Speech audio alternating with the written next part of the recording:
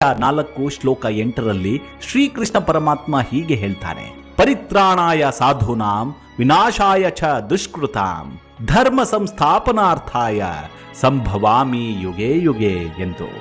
ಈ ಶ್ಲೋಕದ ಅರ್ಥವನ್ನೊಮ್ಮೆ ಸ್ವಾಮಿ ವಿವೇಕಾನಂದರ ಚಿಂತನೆಯಲ್ಲಿ ಕೇಳೋದಾದ್ರೆ, ಭಗವಂತನೇ ಒಳ್ಳೆಯವರನ್ನ ಮತ್ತು ನೀತಿವಂತರನ್ನ ರಕ್ಷಿಸುತ್ತಾನೆ. ಧರ್ಮವಾಗ್ಲಿ ದೇಶದ ರಕ್ಷಣೆಯಾಗ್ಲಿ ಆ ಪರಮಾತ್ಮನಿಗೆ ಬಿಟ್ಟದ್ದು. ಧರ್ಮದ ನಿಯಮಗಳನ್ನು ಪಾಲಿಸುವ ಮೂಲಕ ಮನುಷ್ಯನು ಭಗವಂತನಿಂದ ರಕ್ಷಣೆಯ ಹಕ್ಕನ್ನು ಪಡೆಯುತ್ತಾನಂತೆ. ಪರಮಾತ್ಮನ ಅಭಯ ಹಸ್ತವು ಎಂದಿಗೂ ವಿಫಲವಾಗುವುದಿಲ್ಲ. ಹೀಗಾಗಿ ನೀತಿವಂತರಿಗೆ ಭಗವಂತನ ವಾಗ್ದಾನವೇ, ಎಲ್ಲರೂ ಕೈಬಿಟ್ಟಾಗ, ಎಲ್ಲವೂ ಕಳಚಿ ಬಿದ್ದಾಗ ನಾನು ನಿನಗೆ ರಕ್ಷಣೆಯಾಗುವೆ ಎಂದು.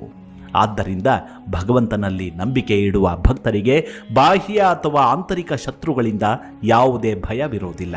ಅವರು ಯಾರೇ ಆಗಿರಲಿ ಮತ್ತು ಅವರು ಯಾವುದೇ ಶಕ್ತಿಯನ್ನು ಹೊಂದಿದರೂ ಕೂಡ ನಂಬಿದವರ ಕಣ್ಣಾಲಿಯನ್ನು ಕದಡಲು ಅಸಾಧ್ಯವೆಂದು ಹೇಳ್ತಾನೆ ಶ್ರೀಕೃಷ್ಣ ಪರಮಾತ್ಮ.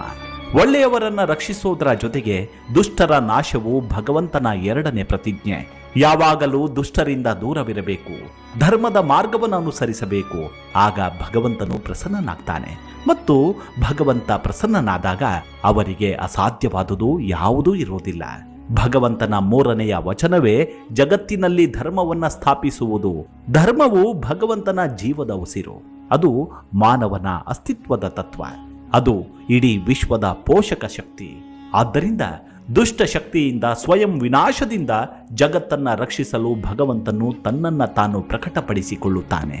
ನಾವು ದೇವರ ವಿವಿಧ ಅವತಾರಗಳ ಇತಿಹಾಸವನ್ನು ಅಧ್ಯಯನ ಮಾಡಿದಾಗ ಮೇಲೆ ತಿಳಿಸಿದ 1 ಅಥವಾ 2 ಅಥವಾ ಎಲ್ಲ ಉದ್ದೇಶಗಳಿಗಾಗಿ ಪರಮಾತ್ಮ ತನ್ನನ್ನು ತಾನು ವ್ಯಕ್ತಪಡಿಸಿಕೊಳ್ಳುತ್ತಾನೆ ಎಂಬುದು ನಮ್ಮ ನಂಬಿಕೆ. ಅದಕ್ಕೆ ನಿದರ್ಶನಗಳು ಹಲವಾರಿವೆ.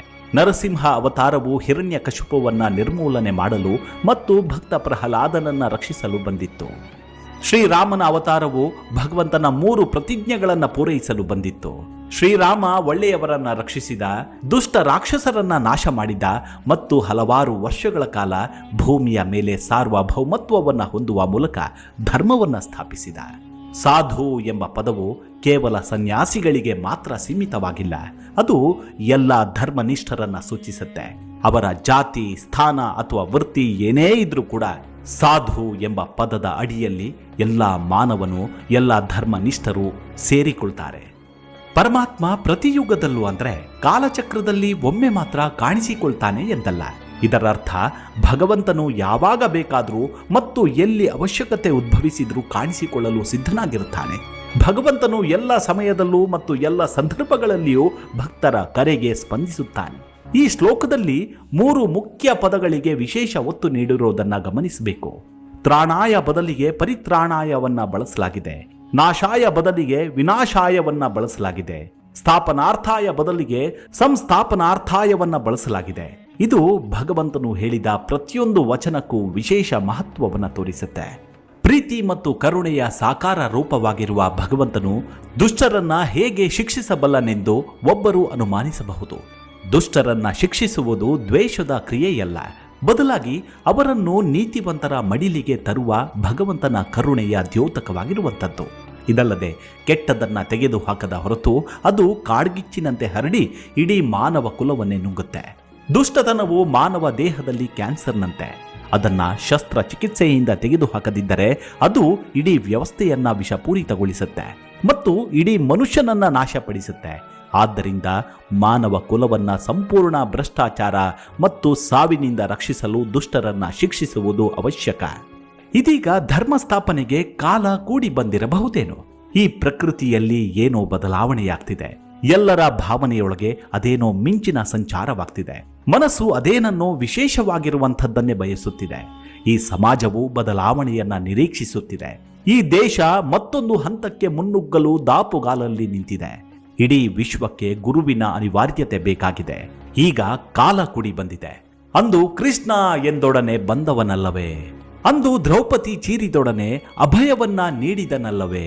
ಅಂದು ನಿನ್ನ ಪಾದಕ್ಕೆ ಶರಣು ಎಂದ ಪಾಂಡವರಿಗೂ ನೀನೆ ಸರ್ವಸ್ವ ಎಂದ ಕೌರವರಲ್ಲಿ ಕೆಲವರಿಗೂ ಜೀವದಾನ ನೀಡಿ ಅಮರನನ್ನಾಗಿಸಿದ್ದು ಕೃಷ್ಣನಲ್ಲವೇ? ಇಂದು ಆ ಅಮಾಯಕ ಜೀವಗಳು ನರಳಾಡುವಾಗ ಆ ಕೊನೆ ಕ್ಷಣದ ಆರ್ತನಾದದಲ್ಲಿ ಅಲ್ಲಾನನ್ನ ಕರೆದರೋ, ಕೃಷ್ಣನನ್ನೋ, ರಾಮನನ್ನೋ, ಯೇಸುವನ್ನೋ ಎಲ್ಲವೂ ಅವನಿಗೆ ಕೇಳಿಸದೆ ಏನಿದೆ? ಅಲ್ಲಿಗೆ ಪಾಪಿಗಳ ಪಾಪದ ಕೊಡ ತುಂಬಿಯಾಗಿದೆ. ಇನ್ನೇನಿದ್ರೂ ಧರ್ಮದ ವಿಜಯ ಯಾತ್ರೆ. ಸದ್ದಿಲ್ಲದೆ ನಡೆದಿರುವುದು ಅಧರ್ಮದ ಸರ್ವನಾಶಕ್ಕೆ ಮತ್ತು ಅಧರ್ಮಿಗಳ ಹುಟ್ಟಡಗಿಸಲು ಅನ್ನೋದನ್ನ ಮರೆಯಬಾರದು. ನಾವು ಎಲ್ಲದಕ್ಕೂ ತಯಾರಿರೋಣ. ಧರ್ಮದಲ್ಲೇ ಬದುಕಿ ನಮ್ಮ ಉಸಿರಲ್ಲೂ ಧರ್ಮದ ವಿಜಯ ಪತಾಕೆಯನ್ನು ಹಾರಿಸೋಣ. ಶ್ರೀಕೃಷ್ಣನೇ ಹೇಳಿದಂತೆ ಸಮಯ ಸಂದರ್ಭಕ್ಕೆ ತಕ್ಕಂತೆ ಧರ್ಮದಲ್ಲಿರುವವನ ಎದೆ ಹೊಕ್ಕಿ ಅವತರಿಸುವೆ ಎಂದು. ಇದೀಗ ಪಾಕಿಸ್ತಾನ ಕಾಲ್ಕೆರೆದು ಖ್ಯಾತೆ ತೆಗೆಯುತ್ತಿರುವುದನ್ನು ನೋಡಿದ್ರೆ ಅಧರ್ಮ ತುಂಬಿ ಭರ್ತಿಯಾದಂತೆ ಕಾಣುತ್ತೆ. ತನ್ನ ಅವನತಿಯನ್ನ ತಾನೇ ನಿರೀಕ್ಷಿಸುತ್ತಿದೆ ಎಂಬುದಂತೂ ಸುಳ್ಳಲ್ಲ. ಆದಷ್ಟು ಬೇಗ ಪಾಕಿಸ್ತಾನ ವಿಭಜನೆಯಾಗತ್ತೆ. ಮಾತ್ರವಲ್ಲ, ಭಾರತದ ತೆಕ್ಕೆಗೆ ಬಂದರೂ ಅಚ್ಚರಿ ಇಲ್ಲ. ಕಾಲಾಯ ತಸ್ಮೈ ನಮಃ. ಮುಂದಿನ ಸಂಚಿಕೆಯಲ್ಲಿ ಮತ್ತೆ ಸಿಗೋಣ. ಅಲ್ಲಿವರೆಗೂ ನಿಮ್ಮ ಆರೋಗ್ಯದ ಕಡೆ ಗಮನವಿರಲಿ. Take care. ನಮಸ್ಕಾರ.